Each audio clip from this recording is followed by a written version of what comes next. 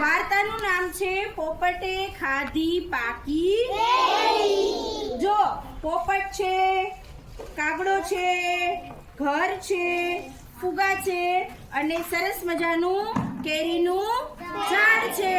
બરાબર છે? તમે પહેલામાં આવશો ને તો આ વાર્તા આવશે, એટલે અત્યારે તમારે સમજવાની છે।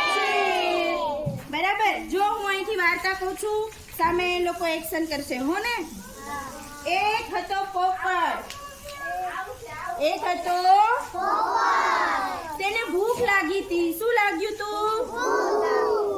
તો તેને ભૂખ લાગી હતી ને, તો તેને એક દૂર આંબાનું ઝાડ જોયું। શું જોયું?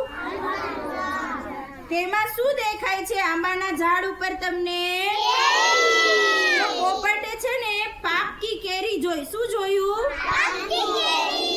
પછી કાગડો ત્યાં કેરીના ઝાડ ઉપર રહે છે, આંબાના ઝાડ ઉપર। કોણ રહે છે? કાગડો આંબાના ઝાડ ઉપર રહે છે।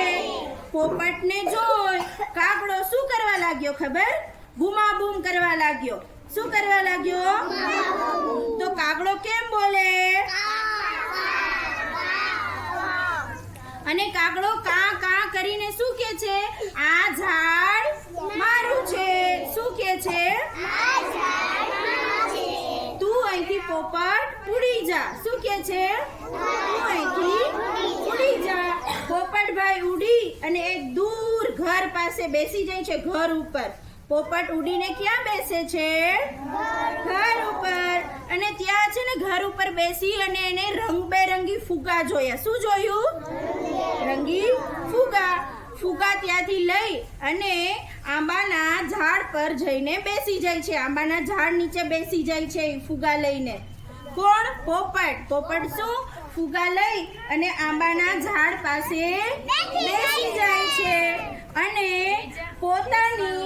પોપટની ચાંચ વડે ફુગાને ફોડી નાખે છે। શું કરે છે? નાખે છે। અને ફુગાના ફૂટવાના અવાજથી કાગડો ડરી જાય છે। શું થાય છે? ડરી જાય છે। અને કાગડો ત્યાંથી ઉડીને જતો રહે છે। ક્યાં જતો રહે છે?